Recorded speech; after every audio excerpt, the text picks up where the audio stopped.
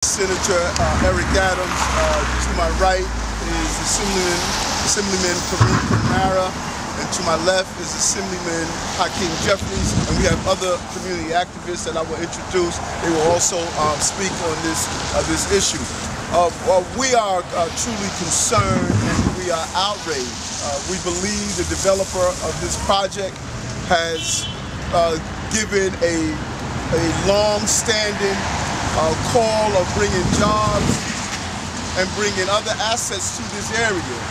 But I think that as time moved on, he thought that we were going to have short memories with a long construction schedule that would turn this community from a Madison Square Garden community instead of the Carroll Gardens, Prospect Park, and other lively communities that we have become. This is not Midtown Manhattan. This is a home with brownstones and children participate and be a part of this productive community. When this project started, our goal was not merely to see an arena built on the corner of Atlantic Avenue and Flatbush Avenue. Our goal was to see jobs come to this community, housing come to this community, to bring in apprenticeship programs with young people who live in this area and their tax dollars went into this project, would also participate in the prosperity and growth of this project. We saw just the opposite. We thought it was a slam dunk. Instead, we got just junk. And we're not happy with that. And as legislators, we're saying enough is enough. We have been patient. We have had several communications with the developers to come to some meaning of understanding, but we have consistently received lip service and not the service that this community deserves. Taxpayers' dollars went into building and developing this project. This is taxpayers' land. This is taxpayers' resources. And it is our responsibility and obligation to be the overseer of those taxpayers' dollars. And so we're sending a very clear and loud message. Long construction schedules does not mean we have short memories. Our memories are clear, and the memories indicate that we are supposed to have a community participation in this project. Now I'm going to turn it over to Assemblyman Hankin Jeffries to discuss a bill that he's introduced, and after that it will be Assemblyman Camara. Assemblyman. Thank you, Senator Adams, for your leadership on this issue. This is a project that has promised much, but has delivered little. At the onset of this project, there were over 14,000 jobs that were promised. Less than 100 people from this community have received any meaningful employment. There were over 2,000 units of affordable housing that was promised. We haven't seen a single unit of affordable housing. There were businesses, women, and minority-owned companies that were promised an opportunity at economic success. But the women and minority-owned businesses that have actually gotten contracts appears to be few and far between. This was supposed to be a field of dreams. It's turned into a graveyard of broken promises. And it didn't have to be this way. When we think about the fact that this should have been a meaningful public-private partnership. Because after all, we would see no arena rising up from the ground. We would see no development if it wasn't for the fact that there was significant public input, involvement, and resources. $200 million from the city, $100 million from the state. The opportunity and the threat of eminent domain, the waiver of the land use process and zoning changes, all of which were necessary in order for this project to take place, and yet we see no significant public benefits. And part of the reason is that from the very beginning the fix was in, and there was not the appropriate governance structure that was put in place to make sure that there was transparency and accountability and meaningful public input.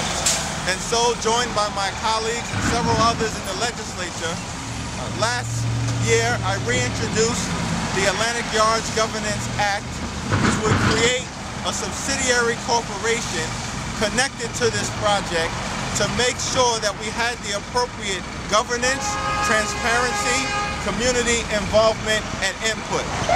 Lastly, we're not asking for anything different than what other communities have gotten. The Brooklyn Bridge project had a subsidiary corporation. The Moynihan Station project had a subsidiary corporation. The World Trade Center had a subsidiary corporation. Queens West, a retail and housing project in the adjacent borough, has a subsidiary corporation. Why is our community being treated differently? We're here today to demand that the Empire State Development Corporation step in, step up, and do your job. Thank you, Hankin. Assemblyman Camara from the 43rd District. I supported this project in 2006, much to the chagrin of many of the advocates and neighborhood groups who were in opposition from the very beginning. I played varsity basketball at Brooklyn Friends School. I did not support this project because of a basketball arena. This $225 million in city funds, $100 million plus in state funds, was not supposed to be for basketball. Assemblyman Jeffries and Senator Adams have already stated there was a public interest that was supposed to be adhered to. Construction jobs, 14,000 to 15,000 construction jobs, 10,000 permanent jobs, and yet we've not seen anywhere close to that number.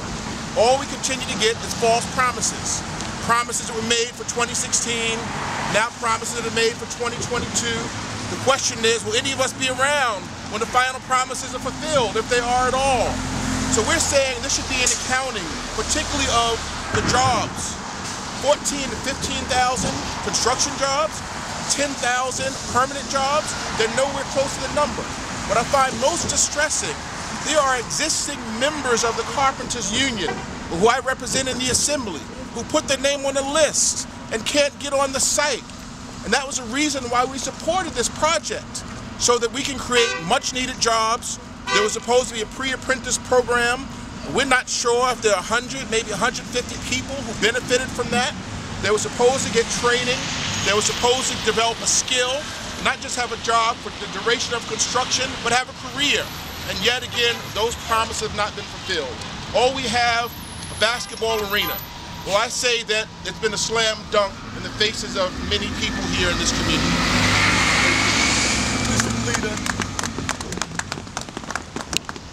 Thank you. Many of us, as you know, didn't support this project when it first was released, in part because we were suspicious of the level of promises that were made.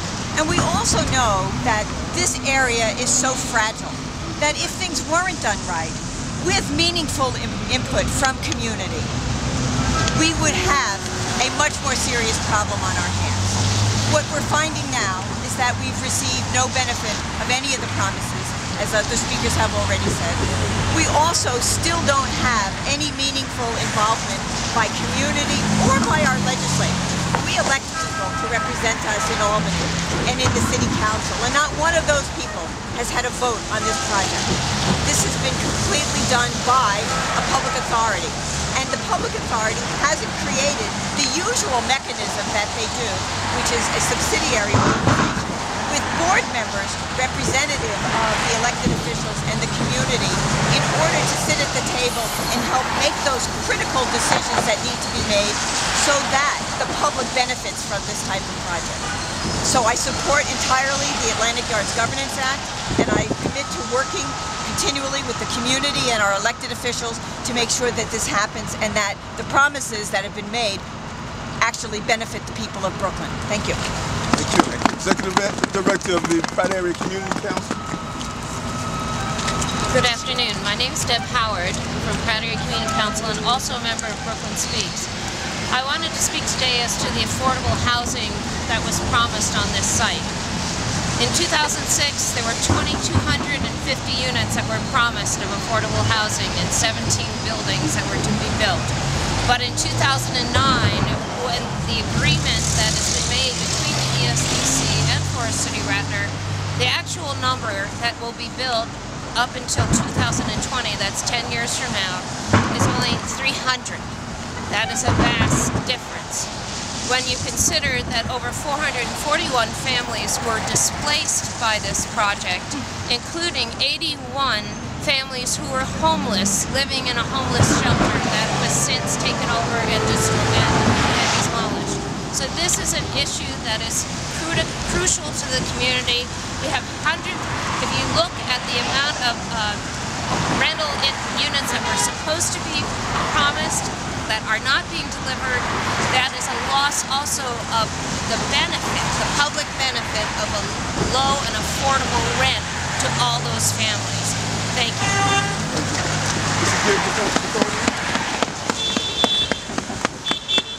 Thank you very much. My name is Gib Falcone and I'm with the Prospect Heights Neighborhood Development Council, and I'm very proud today to stand with State Senator Adams, Assemblyman Jeffries, and Assemblyman Camara in calling for the reform of the Atlantic Yards project.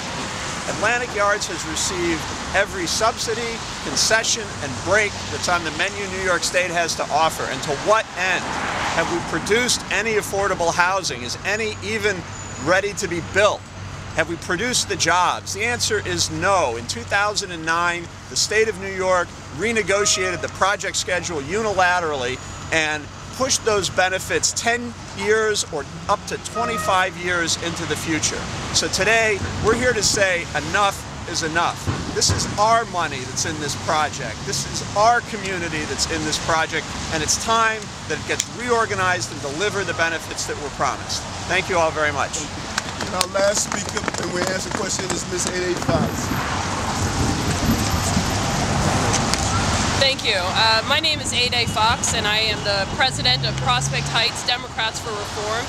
And I want to thank Senator Adams and Assembly members Jeffries and Camara for calling this press conference today, and for echoing what the community has long been asking.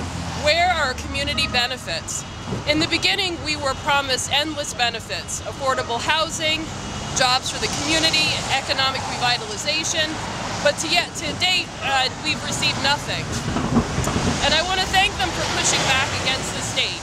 I mean, truly, the only way that we are going to salvage this project is to have real and meaningful accountability and transparency and engagement from the community. So we cannot let the developer choose to provide the benefits he deems valuable, but we must demand accountability and openness. So I want to thank them for introducing this legislation, and we pledge to support them in every way possible to get this legislation passed. Thank you. Thank you. I think it's right. I'm going to ask you a question. I think it's so correct that Ms. Fox is correct. We want real benefits. The developer is offering Jay-Z, and we're saying J-O-B. We want jobs. We don't want entertainment. We don't want music. We don't want balls put in hoops. We don't want simple things. We want the complexities that come with people being gainfully employed, not flipping hamburgers and putting down French fries. We want them to be built in the sky-rise that will put people in housing. Don't give us Jay-Z, give us J-O-B. That's what this community needs. We'll answer any questions you have. Senator Adams, this bill passed the Assembly, but didn't get anywhere in the Senate. Senate's controlled by Republicans. What chance does it have of passing the Senate? What are you going to do to try to make it pass? What political capital are you going to spend? But we think that the part of the conversation is going, we have a new governor that understands that understands the importance of the employment, and the conversation is now to sit down with him and explain to him why this is important for this community. He's moving the state in a new direction that's built on employment, putting people back to some form of employment. We're going to reach out to Martin Golden, who's a senator in this area that's part of the Republican Party, and have him become part of the coalition. We want to educate them why this bill is right. We're going to give them the benefit of the doubt that they didn't know why this bill was right, and we're going to sit down and educate them why this bill is right, and we believe they're going to be convinced. No, go ahead. I would disagree that the governor has not taken a position on this legislation. His representative, Ken Adams, has not publicly supported the legislation or publicly opposed the legislation. And we're going to continue to forcefully advocate, not just with Adams, but with Governor Cuomo, the importance of this bill. And the pathway to success here is through support of this administration. This is a governor, notwithstanding the Senate Republican majority, that got marriage equality through. This is a governor, notwithstanding the Senate Republican majority, that got a modified version of the millionaire's tax through. This is also a governor, if he comes on board with us, that can get the Atlantic Yards Governance Act through, regardless of who's in charge in the Senate, particularly with the leadership of Senator Adams and Senator Montgomery. It concerns me that the push for jobs is specifically around construction jobs, which are, as far as I know, mostly held by men. And I'm wondering if there can be an awareness of jobs that would also be available for women, given how important all of these subsidies are to the whole. And that's so true. And first of all, we need to change that paradigm that construction jobs are only for men. And that's part of the agreement that needs to come with whatever is done here to ensure that the jobs are across the board. And even after the buildings are completed, there are jobs that are available. So we're talking about in full employment for all the residents of this community, both men and women. Tax dollars were used to build this project. Yes, ma'am. Benefiting from this project in the construction phase now. Is there another party that's benefiting from it in some way that shouldn't be? Yes, the developers. The developers use taxpayers' dollars to state what benefits they're going to have to ensure that the community will benefit, and instead the developers attempted to cut corners on ensuring that they don't live up to those agreements that they have. And we're saying that is unacceptable. Taxpayers' dollars were used, and taxpayers should benefit from this project. Can you talk about your attempt to talk about this with the developers? Well, the developer, I have a meeting scheduled next week with the developers, and we're going to sit down and strongly reinforce what our positions are and how we want this to move forward. We have been extremely patient with this project. This has been a difficult project that has uprooted this community, and we have been patient with this project and attempted to come to a meeting of the mind. I don't think that you could find 3 more elected officials that are attempted to be a voice of reason around this project. And if we're saying we're fed up, then clearly the developer has gone too far, and we want to sit down with him and state that we're going to use the full weight of our office and attempt to bring the governor on board to make him deliver the promises that he did. But this is a litmus test for our new governor. One of the major problems we've had historically is that too many people have used taxpayers' dollars to give promises and did not deliver. And he is against that, and this is the perfect opportunity. This developer has become the poster child of how we will not do business with taxpayers' dollars, and now we need to send a very clear and strong message. Okay, this question is for all of you, but in particular, Assemblyman Jeffries. All of you are kind of known for somewhat supporting this project as opposed to James and Montgomery, who were for years vociferously opposed to it because they smelled that community benefits agreement was not enough it was unenforceable, exactly, in law. It wasn't codified in law. So for 5 years at least, where were y'all? And where was this legislation at least 5 years ago? Because Sister, let me ask you a question. You got your question. Okay. First of all, we were never supportive, I was never supportive of the community benefit agreement. I don't believe developers should sit down with hand-picked community residents and decide on how they're going to shape a project. So I am not in support of community benefit agreements of that magnitude. I'm in support of government using the bodies that are in place to make sure developers do their job, and we've always stated that. This should have never circumvented the city council. He should have never been given the sweetheart deal of getting this project the way he did. We've always been vociferous about that. Elected officials use different methodologies to carry out how they want to see government move forward. I spoke to Governor Patterson, the previous governor, and I've used my power in the state Senate to state we must hold this developer and all developers accountable for using taxpayer dollars. So I commend Senator Montgomery, and I commend City Council person Letitia James on their methods. We have our methods, and that's how government moves forward. There's not a one-size-fits-all on making sure developers do their job, and we have been clear on what we wanted for this area of Brooklyn and making sure that people had housing, employment, and taxpayers' dollars were protected. Jeffries? Yeah, and I would just point out that this project was approved before Senator Adams and myself were in office, and just perhaps a few months after Assemblyman Camara had come into office. My only official act as it relates to this project, I wasn't even sworn in at the time, I was the Assembly person-elect, was to write a letter to Speaker Silver urging him to suspend the PACB vote because there was inadequate information that the project would actually deliver the benefits that were intended. So I've expressed a great deal of skepticism from the very beginning. Unfortunately, we were never in office at the time to be part of the negotiations that took place prior to the PACB vote in December of 2005. With respect to December of 2006, with respect to the legislation, there have been different versions of this bill that have been introduced, I believe, for the last 3 legislative sessions. We've moved the bill through the Assembly last year. Prior to that, the bill had advanced through the Corporations Committee. Unfortunately, legislation doesn't always materialize in one session or even one 2-year term. We're going to work as hard as we can.